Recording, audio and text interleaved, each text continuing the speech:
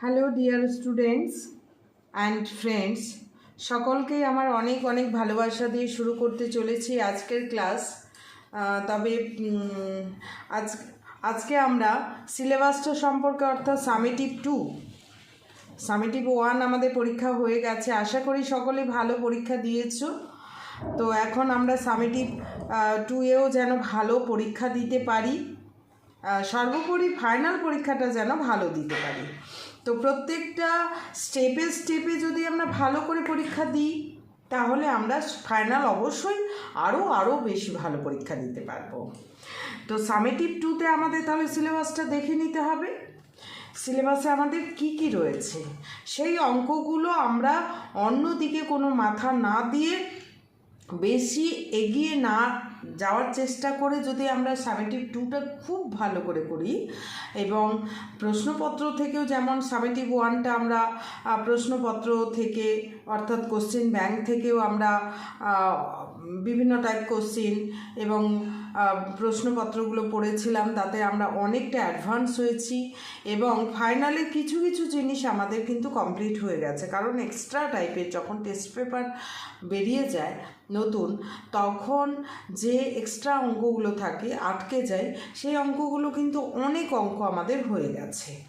তো এটাতেও আমরা সামেটিভ 2-এর জন্য এইভাবেই প্রিপারেশান নেব। তবে প্রথমে আমাদের অবশ্যই বইটাকে ফলো করতে হবে, বইটার থেকে আমাদের শিখতে হবে, বুঝতে হবে। সেই বইয়ের অঙ্কগুলো যদি আমরা করতে পারি, তাহলে এক্সট্রা অঙ্ক অবশ্যই পারবো। একদম 100% বলছি, চ্যালেঞ্জ দিয়ে বলছি, শুধুমাত্র ফলো করো। প্রত্যেকটা ক্লাস, প্রত্যেকটা অঙ্ক যেভাবে আমি বলবো সেভাবেই করার চেষ্টা করো। অনেক বেশি অঙ্ক করার প্রথমেই চেষ্টা করবে না, যতটুকু করছি একদম বেশি লোড নেবে না, হালকা লোড নিয়ে অঙ্কটা করো। দেখবে যে সব অঙ্ক অটোমেটিক্যালি হয়ে যাবে এবং সব অঙ্ক করতে পারবে। এরপর যখন আমরা প্রশ্নপত্র নিয়ে আলোচনা করব তখনও কিন্তু যদি তোমরা থিমটা ভালো মতো জানো, বুঝতে পারো, বোঝো, তাহলে কিন্তু এক্সট্রা অঙ্কগুলো তোমরা করতে পারবে। তবে তাহলে আমরা সিলেবাসটা দেখে নিই। আর আমার পড়ানো এবং বোঝানো যদি খুব ভালো লেগে থাকে, তাহলে অবশ্যই চ্যানেলটি সাবস্ক্রাইব করে নেবে পরবর্তীকালে অঙ্কগুলো পাওয়ার জন্য। আর বন্ধুদেরকেও শেয়ার করে দেবে, তারাও যেন শেখার সুযোগ পায়। আর ফ্রেন্ডদেরকে বলছি সবসময় যে যদি কেউ পরিচিত পড়াশোনা করে, তাহলে অবশ্যই শেয়ার করে দিও, তারাও যেন সমস্ত অঙ্ক করার সুযোগ পেয়ে থাকে।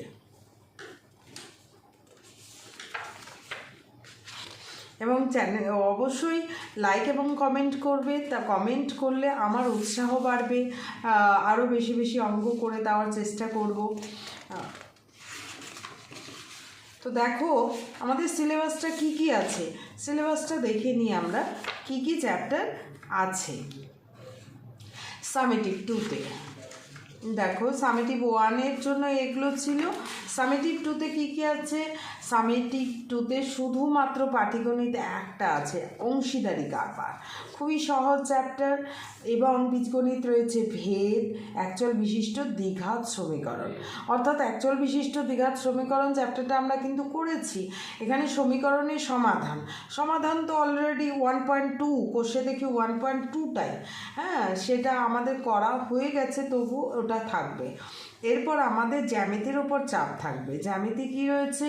বৃত্তের স্পর্শক সংক্রান্ত উপপাদ্য, সদৃশ্যতা সংক্রান্ত উপপাদ্য, মানে উপপাদ্য প্রায় সব শেষ। ত্রিভুজের পরিবৃত্ত এবং অন্তর্বৃত্ত অঙ্কন, অর্থাৎ সম্পাদ্যে চলে গেলাম আমরা, এবং উপপাদ্যের প্রয়োগ, অর্থাৎ উপপাদ্য অংশটা আমাদের বেশি থাকবে। দেখো জ্যামিতিতেই আমাদের রয়েছে 17 নাম্বার, মানে এই যে পরীক্ষা থাকবে সামেটিভ 2-তে আমাদের পাটিগণিত থাকবে 6 নাম্বারের, বীজগণিত থাকবে 7 নাম্বার, জ্যামিতি থাকবে 17 এবং পরিমিতি 10। এইভাবেই কিন্তু আমাদের অর্থাৎ টোটাল অবজেক্টিভ 15। এই 1 নাম্বারে থাকবে, 2 নাম্বারে থাকবে, তারপরে হচ্ছে 25 নাম্বার, এরকম থাকবে। শেষে 40-এ পরীক্ষা হবে। তাহলে কি চ্যাপ্টারগুলো? পরিমিতি থাকছে কি গোলক এবং লম্ব বৃত্তাকার শঙ্কু, আমি আজকে গোলকটাই করাবো। 4 নাম্বার থাকবে, দুটো চ্যাপ্টার মিলে 4 নাম্বার গোলক। খুব ইজি চ্যাপ্টার। প্রথম আমি গোলকটা দিয়েই শুরু করছি, পরে আমি পরিমিতিটা শেষ করে, বা যাই হোক গোলকটা আগে করে ফেলি। খুব সহজ অঙ্ক। গোলকের চ্যাপ্টারে আমরা চলে যাচ্ছি। ঠিক আছে, পরিমিতি আমাদের কত থাকবে? পরিমিতি হচ্ছে অবজেক্টিভ থাকবে 2টা। হ্যাঁ, এইটা মানে হচ্ছে 2টা অবজেক্টিভ থাকবে, 2 2 করে 4, এবং আরও শর্ট থাকবে 2 নাম্বারের, অর্থাৎ একদম 1 1 করে 2টা থাকবে হচ্ছে পরিমিতি। এই দুটো চ্যাপ্টার থেকেই, এই দুটো চ্যাপ্টার থেকে 1 1 করে হচ্ছে অবজেক্টিভ থাকবে, আবার দুইটা অঙ্ক থাকবে 2 2 করে, আর 4 নাম্বারের একটা বড় কোশ্চেন থাকবে। তো প্রথম পরীক্ষায় হয়তো 2টা দেওয়া হলো, একটা করতে হতে পারে, এরকমও হতে পারে। তো যাই হোক, এবার তাহলে আমরা গোলক চ্যাপ্টারে চলে যাচ্ছি। গোলক চ্যাপ্টারটা কোথায় আছে? তাহলে পরিমিতি আমরা শুরু করলাম। তো গোলক জিনিসটা কি? গোলক হচ্ছে গোল যে বিষয়, যখন গোল বস্তুটাকে আমরা ছবি আঁকি এরকম, সেটাকে সার্কেল বলা হয় বা বৃত্ত বলা হয়। কিন্তু গোল জিনিসটা যখন থাকবে, এই যে তোমরা দেখতে পাচ্ছ বল, হ্যাঁ, বল, রসগোল্লা বলো, তারপর মার্বেলের যে গুলিগুলো রয়েছে, সেগুলো কিন্তু আমাদের গোলকের সূর্য হচ্ছে গোলকের উদাহরণ, বা বলটা হচ্ছে আমাদের একটা গোলকের উদাহরণ, স্ফিয়ার বা গোলক বলা হয়। তো এটা হচ্ছে, দেখতেই পাচ্ছ, এটা ফাঁপা, ঠিক আছে। আর লৌহ নিক্ষেপে যে গোলকটা ব্যবহার করা হয়, সেটা লোহার সেটা কিন্তু নিরেট। হ্যাঁ, নিরেট মানে একদম ফাঁপা নেই লোহার গোলকটা। তাহলে এই গোলকটার আমরা কি বার করতে হবে আমাদের? এখানে গোলক সম্পর্কে পড়তে গিয়ে আমরা এখানে গোল, যেহেতু তার কি থাকবে? একটা ব্যাসার্ধ থাকবে, তাই না? গোল জিনিসে এটা ছবি যদি আমরা প্রেস করি, তাহলে কিন্তু সার্কেল হবে। তো এই গোলকের কি আমাদের জানতে হবে? গোলকের হচ্ছে সমগ্র তলের ক্ষেত্রফল। একটা গোল বৃত্তাকার, এই বৃত্তের এরকম অংশ যখন থাকছে, তখন ব্যাসার্ধ, এটাকে ধরছি আমরা আর, এটার মান কি? পাই আর স্কোয়ার। এটা যখন এইরকম ফিগার হয়ে যাবে, এরকম ফিগারে, তখন সেটাকে বলা হচ্ছে গোলক। এটা কিন্তু বৃত্ত, ঠিক আছে। এটা হচ্ছে একটা পাতার মধ্যে, এই যে এটাকে এরকম করে ছিঁড়ে কাটলে যে অংশটা পাওয়া যাচ্ছে, সেটা কিন্তু বৃত্ত। আর যখন এইরকম ফিগারে থাকবে, তখন সেটাকে গোলক বলা হচ্ছে। গোলকের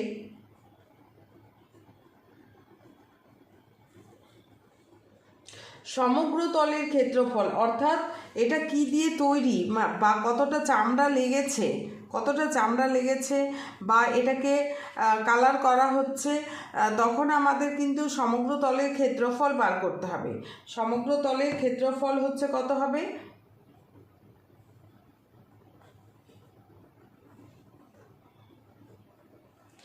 সমগ্র তলের ক্ষেত্রফল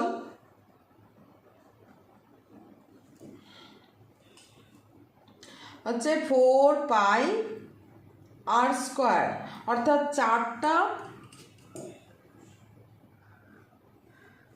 4টা গোলকের সঙ্গে সমান। এটা তোমাদের উদাহরণ করে দেখিয়েছে যে কিভাবে হচ্ছে 4 পাই আর স্কোয়ার। এই যে এখানে রাখা হচ্ছে, তারপর গোল গোল করে করলে দেখা যাচ্ছে 4টা এরকম গোলাকার তল পাওয়া যাচ্ছে। 4 পাই আর স্কোয়ার, সেই জন্য হচ্ছে এটা 4 পাই আর স্কোয়ার। এবং গোলকের আয়তনের ফর্মুলাটা কি? আয়তন হচ্ছে 4/3 পাই আর কিউব, ঘন একক, আর এটা বর্গ একক, আর কিছু নেই। এরপর অর্ধগোলক যখন যাব তখন আমি বোঝাবো। গোলকটা আগে আমরা বুঝে নিলাম, তাহলে গোলকের ওপর বেস করে যে অঙ্কগুলো রয়েছে সেই অঙ্কগুলো আমরা করে নেব। তাহলে কিছুই নেই আমাদের এখানে, চলমান রাশি হচ্ছে শুধুমাত্র আর পাইয়ের মানটা হচ্ছে আমাদের 22-7। আর হচ্ছে চলমান রাশি, অর্থাৎ আর এর মান পরিবর্তনের সঙ্গে সঙ্গে গোলকটার আয়তন কি হবে, ছোট অথবা বড়, অর্থাৎ গোলকটা হচ্ছে আর এর মানের পরিবর্তনের সঙ্গে সঙ্গে সেটা ছোট অথবা বড় সাইজ হয়ে যাবে। তাহলে দেখো অঙ্কগুলো ভীষণ সহজ। তাহলে এখানে কয়টা তল রয়েছে বলো তো? এখানে কিন্তু একটাই তল রয়েছে, সেই তলটা কি ধরনের? সমতল নয়, বক্রতল। সেই জন্য এটা হচ্ছে বক্রতল। গোলকের কয়টি তল রয়েছে? এখানে শর্ট কোশ্চিন থাকতেই পারে। গোলকের একটাই তল দেখতে পাচ্ছি, এবং এটি একটি বক্রতল না সমতল? বক্রতল। এবার দেখো অঙ্কগুলো খুবই সহজ। প্রথম অঙ্কটা শুরু করলাম।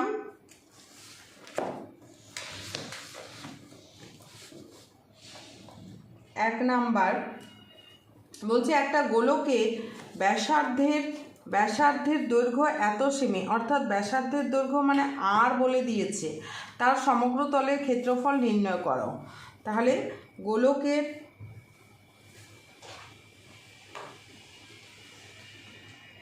গোলকটির ব্যাসার্ধ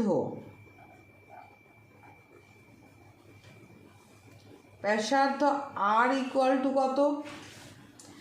আর equal to 10.5 centimetre, 10.5 semi.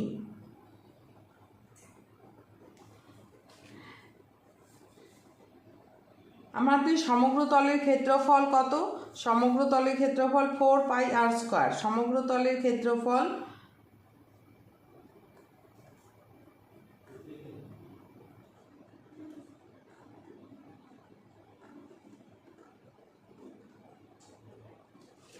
4πr² সমান বর্গ সেমি। তাহলে মানগুলো 4π মানে 22/7, r² মানে একবারে লিখছি r ইন্টু আর, 10.5 ইন্টু 10.5 বর্গ সেমি। এবার দশমিক তুলে দিলাম। এবারে কাটাকাটি করা যাবে। এবারে হচ্ছে 5 দিয়ে 5 দুগুণ 10, 5 দুগুণ 10, 5 একে 5, 5 দিয়ে 5 দুগুণ 10, 5 21। এবার হচ্ছে 7 দিয়ে 7 3 21, আর নিচে কিছু নেই। এবার 2 দুগুণ 4, এই দুই কেটে গেল, তাহলে থাকলো কত? 22, 3 এবং 21। 22, 3 এবং 21 আমি এখানে সাইডে করে নিলাম, তোমরা এই সাইডে করবে গুণটা দেখিয়ে দেওয়ার জন্য। 3 ইন্টু 22 মানে 66, 21কে আমি 66 দিয়ে গুণ করে দিচ্ছি। 6 কে 6, 6 দুগুণ 12। নিচে 66 কেন রাখলাম?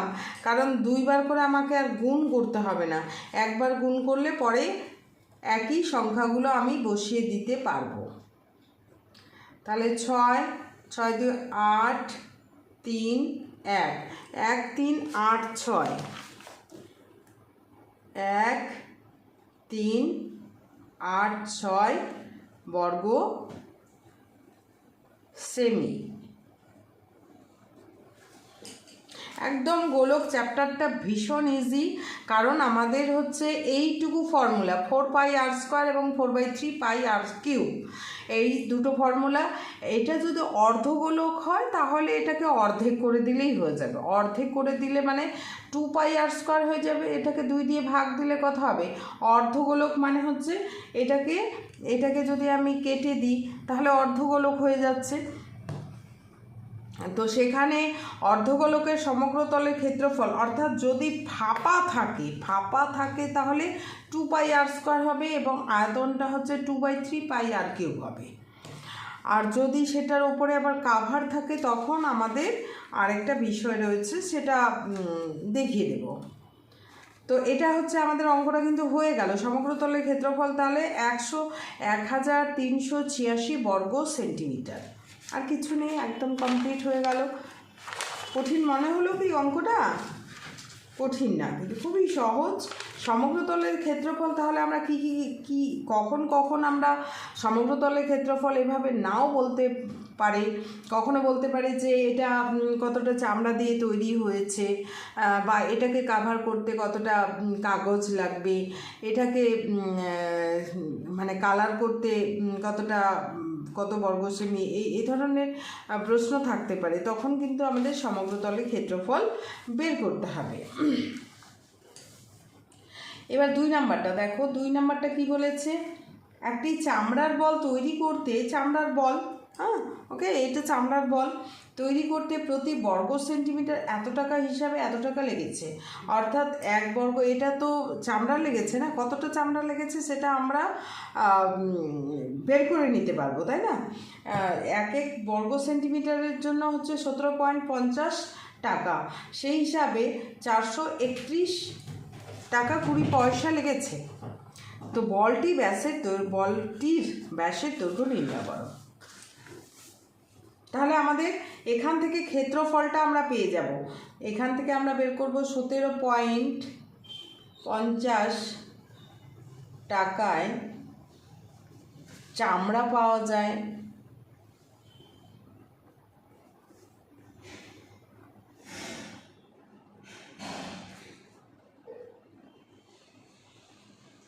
চামড়া পাওয়া যায় 1 বর্গ সেমি।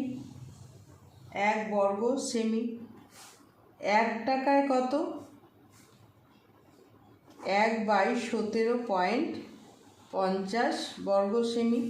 এবারে হচ্ছে 431.20 টাকায় চামড়া পাওয়া যায়। তাহলে 431 1-এর সঙ্গে গুণ করলে ওটাই হয়, বাই 17.50। দশমিক 2 ঘর পর এমনিতেই তুলে দেওয়া যায়। যদি সমস্যা মনে হয় তাহলে দশমিক এভাবে তুলে বসিয়ে দেবে, পরে তো কেটেই যাবে। এই হলো, এই কেটে গেল। এবার এই শূন্য কেটে গেল। এইবারে হচ্ছে তোমরা 3 দিয়ে কেটে দিতে পারো। দেখো 3 5 15, 3 দিয়ে কাটছে না। আচ্ছা ঠিক আছে, এটা থেকে গেল আমাদের। এইবার এটা হচ্ছে আমাদের সমগ্র তলের ক্ষেত্রফল ধরি। তাহলে বলটির সমগ্র তলের ক্ষেত্রফল কত দাঁড়ালো?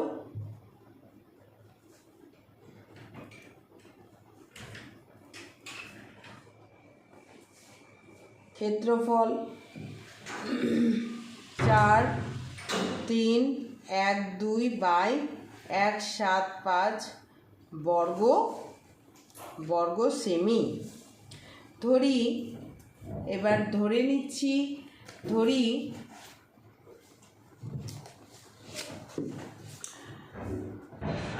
ধরি ব্যাসের দৈর্ঘ্য ব্যাসার্ধ, ধরি বলটির ব্যাসার্ধ সমান r সেমি। তাহলে প্রশ্নানুসারে কি সমগ্র তলের ক্ষেত্রফল? প্রশ্নানুসারে 4πr² = 4312/175। এবার 4 পাই মানে 22/7 ইন্টু r² = 4312/175। দেখো 7 দিয়ে কাটাকাটি যাবে, 7 × 2 = 14, নিচে নিচে কাটা যায়, 7 দুগুণ 14, 7 পাঁচে 35। এবার r square equal to 4312 divided by 4 into 25 into 22। 4 25 100 আছে।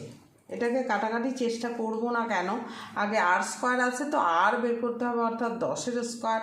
সেই জন্য আগে চেষ্টা করি এটাকে। 22, 11 দুগুণ 22, 2 দুগুণ 4, 2 একে 2, 2 পাঁচে 10, 2 6 12। এবার দেখি 11 দিয়ে, 11কে 11, তারপর হচ্ছে কত হলো, 105 হলো।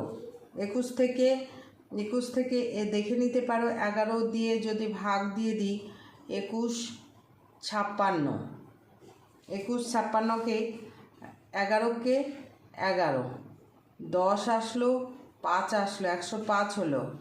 9 11 99, 9 11 99, 6 আসলো, এই 6 আসলো, তাহলে 6 11 66। তো এটা আমি রাফে এই দিকটা দেখালাম, ঠিক আছে। এইখানটা করবে না তোমরা, সাইডে করে ফেলবে। তো 11 দিয়ে কাটলাম 196, তাহলে r equal to 196 root over 196 divided by 100। 196কে বর্গমূল করলে কত হবে? বর্গমূল করতে জানো তোমরা, তবুও দেখাচ্ছি আমি। 1 একে 1, তারপরে চলে আসলো 1 থেকে 1 বিয়োগ দিলে 0। এবার 96 কেটে নিয়ে আসলাম, 1-এর ডাবল 2। এবার 6 কিসে কিসে হয়? 6 হচ্ছে 4 4-এ 16-তে 6 হয়, 6 6 36-এ 6 হয় লাস্টে। সেই জন্য আগে প্রথমে 4 দিয়েই দেখবো। 4 4-এ 16, 4 দুগুণ 8, এটাই মিলিয়ে যাবে। 4 4 4-এ 16, 4 দুগুণ 8 একে 9, 100, তাহলে 14। এটা আর ইকুয়াল টু কত দাঁড়ালো? 14/10, 10 দশাং 100। অর্থাৎ আমাদের কি বার করতে বলছে? বলটির ব্যাসের দৈর্ঘ্য হিসাব করি। ব্যাসের দৈর্ঘ্য, ব্যাস মানে 2r, অর্থাৎ ব্যাস, ওটা ব্যাসার্ধ, ব্যাসার্ধ আর ইকুয়াল টু 14/10 সেমি, অর্থাৎ 1.4 সেমি। তাহলে ব্যাস কত? অতএব ব্যাসকে 2 দিয়ে গুণ করতে হবে, 2r equal to 2 into 1.4 semi সমান 4 দুগুণ 8, 2.8 সেমি। তাহলে নির্ণয় উত্তর তোমরা লিখে নিবে, উত্তর লিখে নেবে। বলটি ব্যাসের দৈর্ঘ্য, বলটির ব্যাসের দৈর্ঘ্য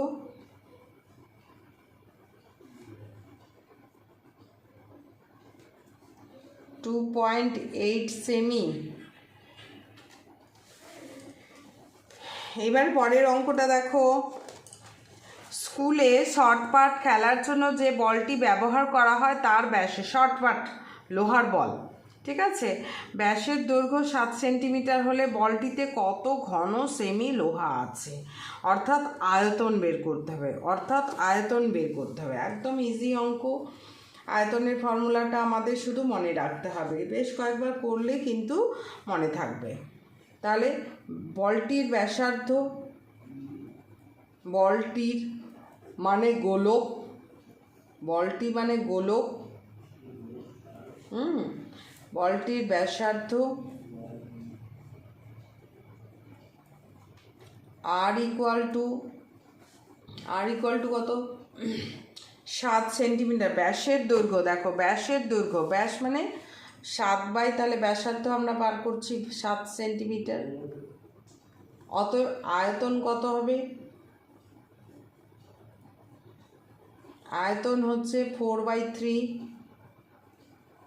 পাই r কিউব দেখো আগের পরীক্ষায় যত না ভালো পেরেছিলে, আশা করি যদি ভিডিও ফলো করো আমার, তাহলে আমি বলবো আগের থেকে অনেক অনেক বেশি, এবার বেশি ভালো 100% তোমরা করতে পারবে।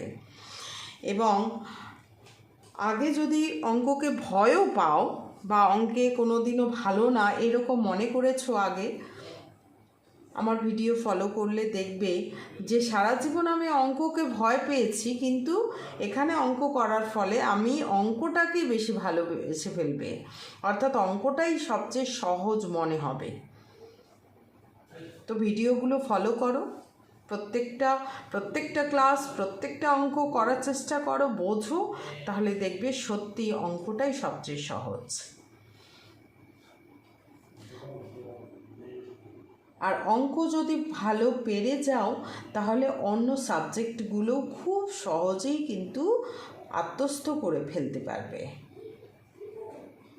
7/2 ইন্টু 7/2 ইন্টু 7/2 ঘন সেমি এককটা। কেন? আর কিউব আছে যেহেতু আমি 3বার লিখে নিলাম। ওকে, তাহলে 7 7 কেটে গেল, এই 7 7 কেটে গেল, আর এই 2 2 4, আবার এই 2 2 কেটে গিয়ে 1 হলো, এই 2 এখানে 11 2 22 হলো। যদি সমস্যা হয় বারে বারে দেখবে কোনটা কাটা গেল, কিন্তু মুখস্থ করবে না যে মুখস্থ করে একটা মান মুখস্থ করে নিয়েছি, সেটার জন্য কিন্তু ভিডিওটা দেওয়া হচ্ছে না। তাহলে তো স্কুলে বা টিউশনেই তোমরা অঙ্কটা করে ফেলতে পারছো, কিন্তু তবুও করতে পারছো না কেন? কারণ কিভাবে কোনটাকে কখন কাটলো সেটা তোমাদের মনে পড়ছে না। তো এখানে কিন্তু পুঙ্খানুপুঙ্খভাবে তোমরা দেখতে পাচ্ছ কার সঙ্গে কোনটা কাটা হচ্ছে, সেইভাবেই কিন্তু তোমরা বারে বারে দেখে কাটাকাটিটা শিখে নেবে। তো দেখো এখানে 7 7 আর 21 রয়েছে, তাহলে 7 7 49-এর সঙ্গে এই 11 গুণ করবো আমি, ঠিক আছে? 49-এর সঙ্গে 11 গুণ করবো, তাহলে 49 হলো, এদিকে আবার 49, তাহলে কত হচ্ছে? 9 9 4 13, 500,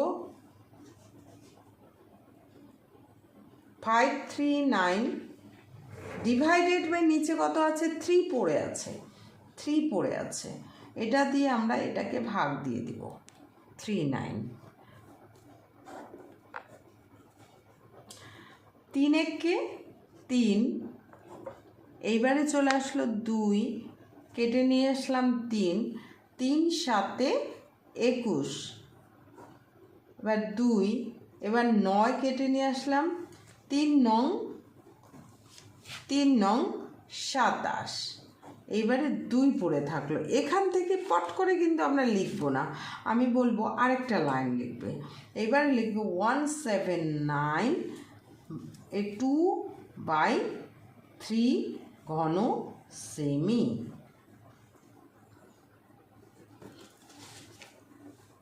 তাহলে উত্তরে কি হবে?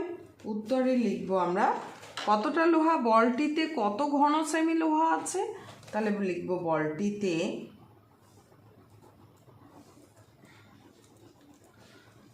179/2/3 ঘন সেমি লোহা আছে।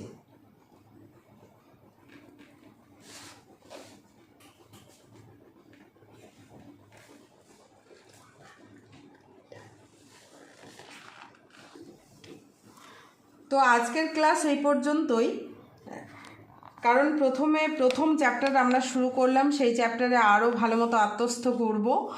তো ফর্মুলাগুলো খুব ভালো করে বুঝবে এবং ফর্মুলাটা মুখস্থ রাখতে হবে। ফর্মুলা তেমন নেই, 2টো ফর্মুলা শুধুমাত্র মুখস্থ করবে এবং অঙ্কগুলো ভালো করে করবে। ক্যালকুলেশানটা একদম নিজে কাটাকাটি করে ক্যালকুলেশান করবে, মুখস্থ করার চেষ্টা করবে না, কারণ মুখস্থ করে আমরা মানটা মুখস্থ রাখতে পারবো না। তো আমার ক্লাস যদি নতুন ভিউয়ার্স হয়ে থাকো, আমার ক্লাস প্রথম ভিউ করে থাকো, ভালো লেগে থাকে, তাহলে অবশ্যই চ্যানেলটি সাবস্ক্রাইব করে নেবে পরবর্তীকালে অঙ্কগুলো দেখার জন্য। আর লাইক এবং কমেন্ট করে আমাকে উৎসাহিত করবে এবং বন্ধুদেরকেও শেয়ার করে দেবে। আর ফ্রেন্ডদেরকে বলছি সবসময়ের জন্য যে শেয়ার করে দিয়ে যারা পড়াশোনা করছে তাদেরকে শেয়ার করে দেবে, তারাও যেন শেখার সুযোগ পেয়ে থাকে। তো আজকের ক্লাস এই পর্যন্তই। সকলেই ভালো থাকবে, সুস্থ থাকবে এবং পড়াশোনাটা দিব্যি চালিয়ে যাবে। Thank you.